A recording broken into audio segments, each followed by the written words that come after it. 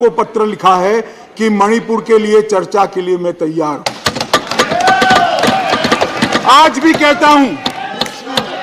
कहता हूं, अभी 11 तारीख बाकी है।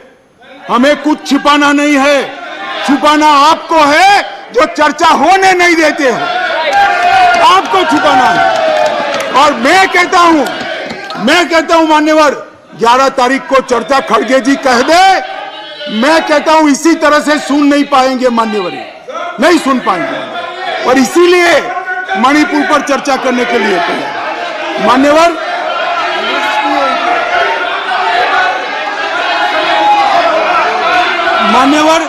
उनको मालूम है कि बिजनेस एडवाइजरी कमेटी समय तय करती है। मैं अभी देश की जनता के सामने कहता हूं, 11 तारीख को, एक सेकंड, सुन लिया, बैठिए मान्यवर, मैं सदन के सामने स्पष्टता करना चाहता हूं। एक चर्चा वो 267 के तहत चाहते हैं। एक सेकंड, बैठ जाओ। 267 के तहत चाहते हैं, जिसमें मतदान का प्रावधान है। मान्यवर, ये प्रावधान क्यों बना है?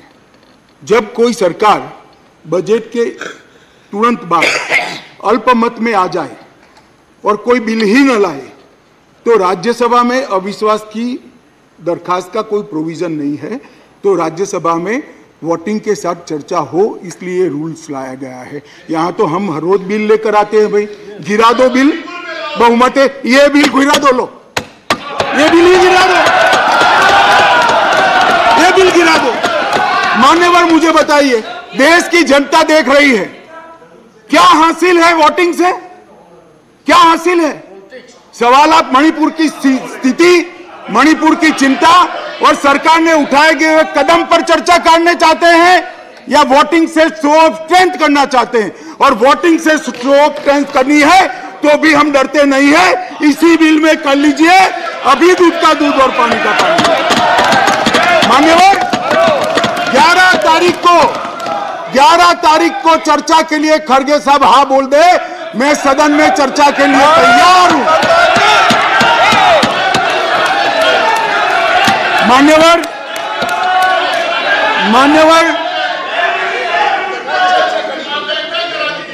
ऐसा है जयराम जी, आपको भी मालूम है अभी नहीं हो सकती। कल अविश्वास का प्रस्ताव है, आपको मालूम है।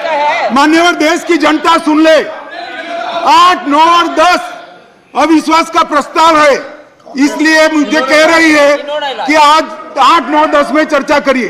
कांग्रेस पार्टी ही लाई है, और मैंने सदन के पहले दिन से आपको पत्र लिखा है मान्यवर, कि सदन में कितनी भी लंबी चर्चा के लिए मैं तैयार हूं, मैं हर बात का जवाब दूंगा, और ये मेरा संवैधानिक दायित्व।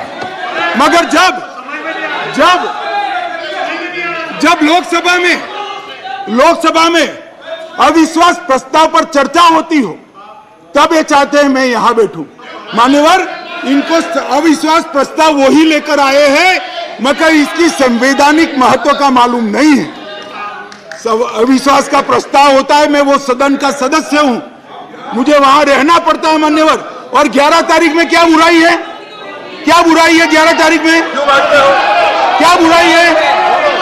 मान्यवर, चर्चा से भाग रहे हैं, ये चर्चा नहीं चाहते हैं मान्यवर, होने नहीं देते हैं।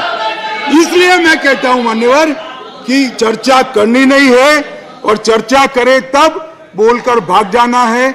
आज अच्छा है, कम से कम एकता दिखाने के लिए वोटिंग करने के लिए बैठे हैं, चलो वो बहाने से भी बैठकर संविधान के नियमों के हिसाब से, संसद के नियमों के हिसाब से चर्चा करी, इसके लिए धन्यवाद।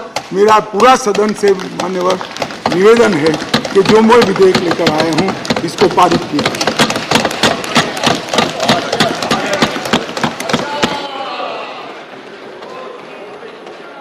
I shall first put the statutory resolution moved by Sri A.D. Singh to vote. Please. Honorable members, please.